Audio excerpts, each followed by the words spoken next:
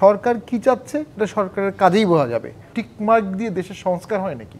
The গার্ডিয়ানকে ছাত্রনেতা নাহিদ ইসলাম স্পষ্টভাবে বলেছেন, বর্তমান আইনশৃঙ্খলা পরিস্থিতিতে অবাধ ও সুষ্ঠু নির্বাচন আয়োজন করা অসম্ভব। আসলেই কি তাই? একেবারেই অসম্ভব ডিসেম্বর নাগাদ নির্বাচন করা?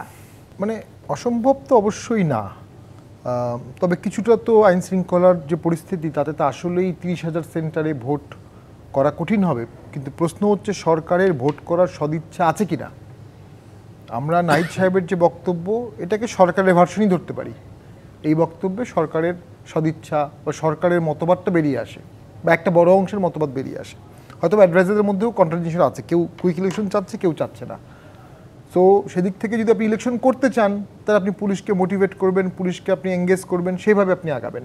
যদি ইলেকশন করতে না চান তাহলে আপনি এনআরকিটাকে অ্যালাউ করবেন, এনআরকির গ্রাউন্ডে আপনি ইলেকশন পিছিয়ে দেবেন। সরকার কি চাচ্ছে এটা সরকারের কাজেই বোঝা যাবে। উৎসবে খুশি হবে নগদে বেশি, কারণ ঘন্টায় ঘন্টায় আছে গিফট জেতার সুযোগ। তবে আমার ব্যক্তিগত অভিমত, ইলেকশনের কথা যেহেতু বলে ফেলেছেন আপনি ডিসেম্বর, এখান থেকে সরে আসা সরকারের জন্য খুব কঠিন হবে।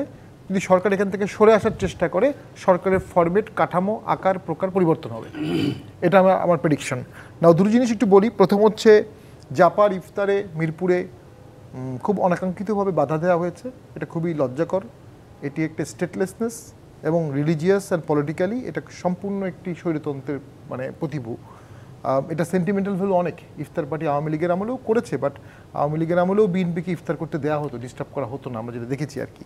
আর এই সময়টাই হচ্ছে মানুষের সাথে মানুষের সংযোগ, রাজনৈতিক দলগুলোর মধ্যে একত্রিত হওয়ার একটা সুযোগ। এই ইফতার পার্টিতে বাধা দেওয়ার কারণে আমরা মনে করি এটা সরকার থেকে প্রচণ্ড উদ্যোগ নেওয়া উচিত ছিল, কোনো উদ্যোগ নেয়নি, আমাদের মামলাটাও নেয়নি বাই দ্য ওয়ে। এবং রিফর্ম নিয়ে যে কথাটা হচ্ছে, যেটা আমি আজকে পড়লাম, অধ্যাপক আলী রিয়াজ সাহেব, উনি রিফর্ম অ্যান্ড রিকনসিলিয়েশন কমিশনের হেড, উনি বলেছেন টিকমার্ক দেয়া একটা প্রশ্নপত্র 34টি দলকে উনি পাঠাচ্ছেন, যারা 15ই মার্চের মধ্যে রিপ্লাই দেবে। টিকমার্ক দিয়ে দেশের সংস্কার হয় নাকি? এটা কোনো কথা হলো? প্রথম কথা। দ্বিতীয় কথা হচ্ছে 34টি দল উনি কীভাবে পিক অ্যান্ড সিলেক্ট করলেন? ইউর ঐক্যমত, আপনি ঐক্যমত কমিশন, রিকনসিলিয়েশন কমিশন, আপনার টিকমার্কের ফর্মগুলো পাঠানো দিয়ে আপনি অনৈক্যের সূচনা করে ফেলবেন। অনৈক্য দিয়ে কোনো ঐক্য হয় না।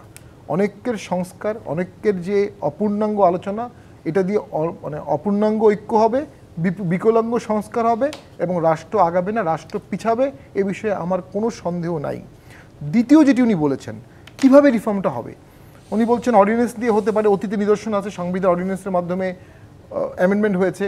আমার যতটুকু মনে পড়ে, অর্ডিন্যান্স নিয়ে সংবিধান অ্যামেন্ডমেন্ট হয়েছে মূলত দুবার, 4th অ্যামেন্ডমেন্ট, 5th অ্যামেন্ডমেন্ট, যখন এরশাদ স্যার ক্ষমতা নিলেন আর যখন জিয়াউর রহমান ক্ষমতা নিলেন। তারা এসে সংবিধানটাকে সাসপেন্ড করে দিলেন, তখন একটা কালচার ছিল, অনেকবার হয়েছে। সংবিধান যেহেতু সাসপেন্ড করলেন, তারা যে কাজগুলো করেছেন সেগুলোকে একটা অর্ডিন্যান্স করে সংবিধানের মধ্যে সন্নিবেশ করে দিয়ে, not ordinance, chief martial law, CML এর অর্ডিন্যান্স, এইটা মার্শাল ল অর্ডিন্যান্স বলা হতো সেই সময়।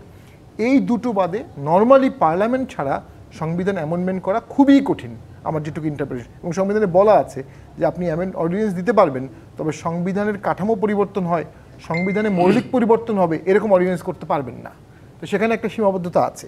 দ্বিতীয়, উনি বলেছেন গণভোট হতে পারে, এটা একটা অপশন ছিল, বাট এখন তো মনে হচ্ছে সেই সুযোগটা হারিয়ে গেছে। আর বলেছেন গণপরিষদ হতে পারে, সে বিষয়ে কোনো ঐক্যমত হওয়ার কোনো কারণ নাই।